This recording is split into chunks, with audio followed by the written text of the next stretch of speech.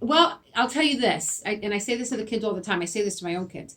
As a Latina woman, I have always had to work harder than my counterparts and my peers and my colleagues, because as people of color, and that's, some people will say there she goes, but it's the truth. We have to work twice as hard, right? Because it's almost like there's a higher expectation of us, and so yes, as a Latina, I am very aware of that, and I work very hard, and I always work. I try to work with the highest level of integrity, right? But I am honored that I can be a role model to kids like you, that you could see Latinos like you in positions like this, right? Where you can aspire to do the same thing. Because if you never see people that look like you in positions like this, right, you would think that's not for me, right? Yeah. Have you ever felt that there has once been a language barrier between you and others while communicating? If so, how do you deal with the situation? So yes, the answer to that would be yes, because my first language was Spanish. We were raised only speaking Spanish. And when we came home from school, my mom would not allow us to speak English at home. We had to speak Spanish in my house. So I joke around, like with the staff, they've heard me say sometimes I will make a mistake in English, and I will say, it's okay. Spanish is my native language. That's my first language. So it's okay if I make a mistake in English. So I'm okay with it. And yes, there are times that I have to think things through, because I think in both languages. So I don't go through a translation, because I do think in both languages. There are times that communicating could be a little challenging, and I have to kind of step back, right? And make sure that what I'm saying is what I want to say, is what I want, the message that I want to get across. Do you think that our community, the way it is looked down upon when we talk about success? Like in the U.S., like our community and how there's a lot of dropouts, like especially in our area. Mm-hmm. Do you think we're looked down upon when we talk about the success we can like accomplish? I think that I really believe that society, and this is not a general statement across the board, but just the way that institutions and systems are built, right, in society, the expectation of kids of color is very low. So as kids of color, it's okay if you don't finish high school, or it's okay if you don't go to college and all you do is get vocational training, right? Which is not a bad thing. That's a good thing. But the expectations aren't high enough, I don't believe, for kids of color in this country, because I believe that all kids deserve high expectations and amazing opportunities to succeed, right? Like no one should tell you, like a system shouldn't tell you because of where you live or what you look like or what language you speak. A system should not tell you you're not good enough to do this, but you're okay to do this, right? So here at Lincoln, this is why sometimes the kids get angry at us, because we push everybody. Doesn't matter. You're here, we're gonna push you way up here. And sometimes the kids don't like that because it takes a lot of hard work. But it is what it is, right? Do you think that listening is key at your workplace, or why? Yes. Actively listening is really important.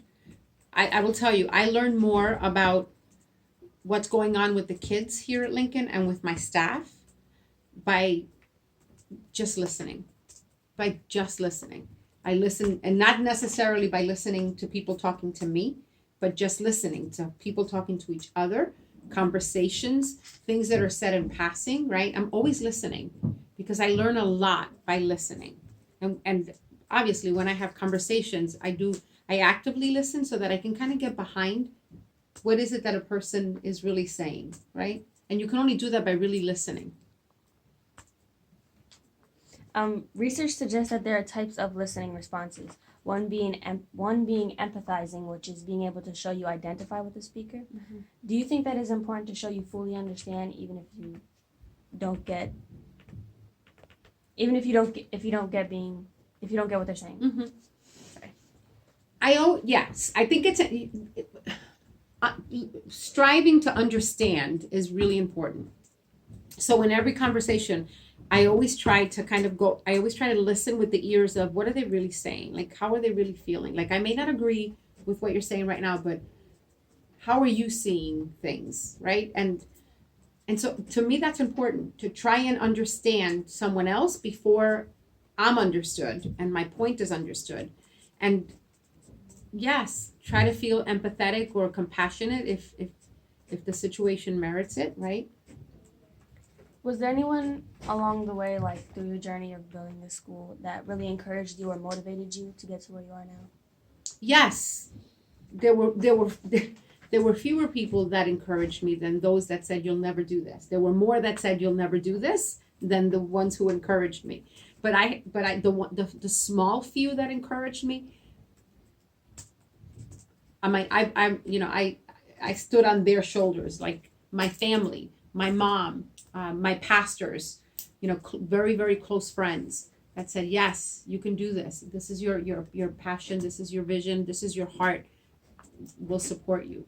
So yes, we can't do anything without a village because we're part of, we always have to be part of a village, right? No man is an island. So without them, you wouldn't be where you are now?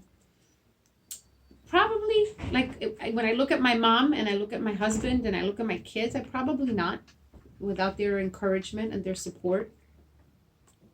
If I wanted to go on the track to be CEO or a principal, what advice would you give me and what should I expect?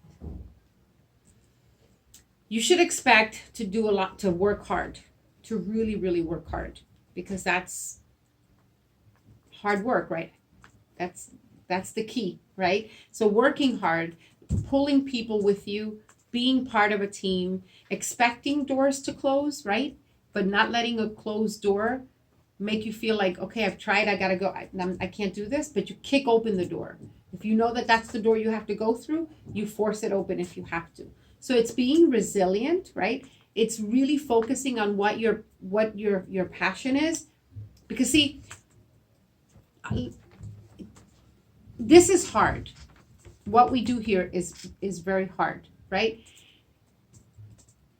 And I have to make some really, really hard decisions sometimes. Like, sometimes I sit in this room for hours and into the night, very late, because I have to make a decision that I know is going to impact the kids, it's going to impact staff. But my number one priority is you guys.